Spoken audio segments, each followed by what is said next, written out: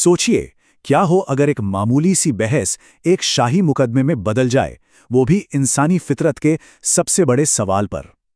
आज हम एक ऐसी ही प्राचीन भारतीय कथा में चलेंगे जहां दो बोलने वाले पक्षी हमें पाप, धोखे और न्याय की एक ऐसी उलझी हुई कहानी सुनाएंगे जो आज भी सोचने पर मजबूर कर देती है। अब देखिए, ये कोई मामूली पति पत्नी का झगड़ा नहीं है। ये तो मर्दों और औरतों के स्वभाव को लेकर एक बुनियादी सवाल है। बहस इतनी ज्यादा बढ़ गई, इतनी संगीन हो गई कि इसका फैसला अब सिर्फ राजा ही कर सकता है। तो कहानी हमें ले चलती है भोगवती के शाही दरबार में, एक ऐसा राज्य जहां सब कुछ ठीक ठाक था, अमन चैन था। लेकिन ये सब तब तक ही था जब तक कि राजा के अपने खास बोलने वाले पक्षी मैना और तोता एक ऐसी कड़वी बहस में नहीं उलझ गए जिसने पूरे दरबार को हिलाकर रख दिया। अब राजा को सिर्फ राय नहीं चाहिए, उन्हें चाहिए सबूत। और मैना वो मर्दों के खिलाफ अपना केस पेश करने के लिए बिल्कुल तैयार है, एक ऐसी कहानी के साथ जो दरबार में मौजूद हर किसी को झकझोर देगी। मैना की कहानी का विलन एक ऐसा आदमी है जिसके पास सच पूछिए तो सब कुछ था, दौलत, इज्जत, मौके। लेकिन उसकी बस एक कमजोरी थी, जुआ। और यही आदत उसे तबाही के एक ऐसे रास्ते पर ले जाती है जहां से लौटना नामुमकिन सा हो जाता है। देखिए, ये सिर्फ कुछ गलतियां नहीं हैं, ये तो इंसानियत से गिरने का एक पूरा सफर है। शुरुआत होती है एक छोटे से धोखे से जो चोरी तक पहुंचता है और फिर बेरहमी से कत्ल पर खत्म होता है। मतलब हर अगला कदम उसे पाप के दलदल में और भी गहरा धकेलता चला जाता है। जरा सोचिए इस बारे में। उसकी पत्नी ने उसे बचाया, दुनिया के सामने उसकी लाज रखी, और उस वफादारी का सिला क्या मिला? सबसे ठंडा, सबसे बेरहम धोखा। सोते हुए उसे मार डाला, और वजह सिर्फ चंद गहने। मैना के लिए मर्दों की दुष्टता का इससे बड़ा सबूत और क्या हो सकता है? तो मैना का केस यहीं खत्म होता है, सबूत पेश हो चुका है। अब सवाल यह है कि क्या इस कहानी के बाद भी दरबार में कोई कह सकता है कि मर्दों पर भरोसा करना चाहिए? लेकिन जैसा कि कहते हैं, हर कहानी के दो पहलू होते हैं। अब बारी है तोते की। वो इस संगीन इल्जाम का जवाब कैसे देगा? पूरा दरबार खामोश है, सब इंतजार कर रहे हैं। तोता पलटवार करता है, और वो भी एक बिल्कुल अलग तरह के धोखे की कहानी के साथ। एक ऐसी कहानी जो ये साबित करने की कोशिश करेगी कि असली खतरा मर्दों में नहीं बल्कि औरतों के दिल में छिपे लाज में है। 12 साल इंतजार के लिए ये एक बहुत लंबा वक्त होता है। कोई भी शायद उस औरत की बेसब्री को समझ सकता है। लेकिन तोते की कहानी सब्र के बारे में है ही नहीं, ये उस धोखे के बारे में है जो सब्र के नकाब के पीछे छुपा हुआ था। जिस रात उसका पति इतने सालों बाद घर लौटता है, ठीक उसी रात वो उसे धोखा देती है। लेकिन कहानी में एक ट्विस्ट है, वो दोनों अकेले नहीं हैं। अंधेरे में कोई, या शायद कुछ और भी है जो ये सब कुछ देख रहा है। तो वो भागकर अपने प्रेमी से मिलने पहुंचती है। लेकिन वहां पहुंचकर जो वो देखती है वो चौंकाने वाला है। उसका प्रेमी पहले ही मर चुका है।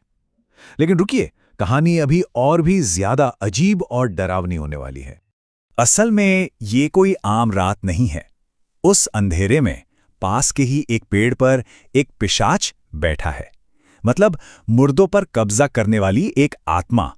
वो सब कुछ देख रही है, और अब वो अपने तरीके से इंसाफ करने वाली है। ये मंजर बहुत ही डरावना है।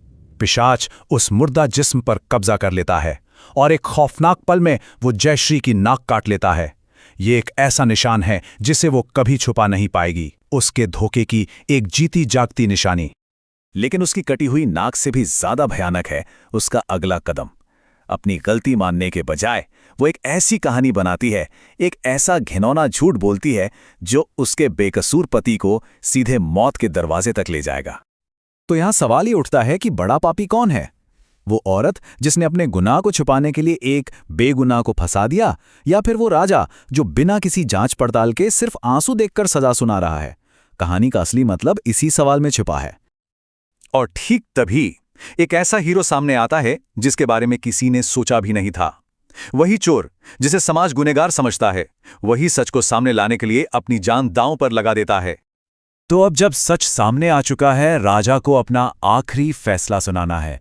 और यह फैसला सिर्फ उस पति पत्नी के बारे में नहीं है, ये कहानी घूम फिर कर उसी पहले सवाल पर आ गई है, मर्द और औरत में ज्यादा पापी कौन है? और राजा का फैसला आता है औरत।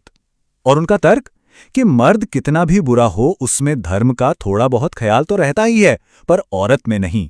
ये एक बहुत ही चौंकाने वाला फैसला है, और असल में यही एक जाल था।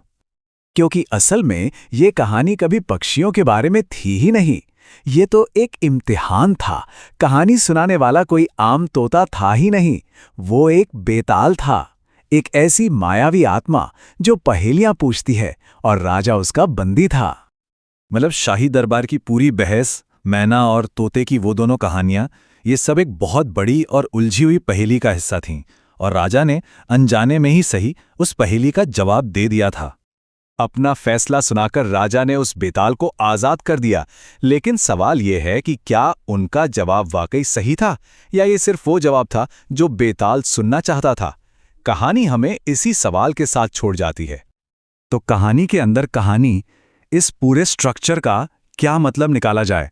क्या ये सिर्फ कहानी सुनाने का एक अनोखा तरीका है, या फिर यह हमें सच्चाई की फितरत के बारे में कुछ गहरा बता रहा है कि सच कभी भी सीधा और सपाट नहीं होता, उसकी कई परतें होती हैं। आखिर में देखें तो ये कहानी उस दौर का आईना भी है जहां शायद औरतों को स्वभाव से ही ज्यादा धोखेबाज माना जाता था।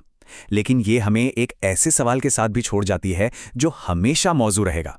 क्या हम कभी सच में किसी दूसरे के दिल की हकीकत जान सकते हैं? और क्या अपने मन में बसे पूर्वाग्रहों से ऊपर उठकर इंसाफ करना वाकई मुमकिन है?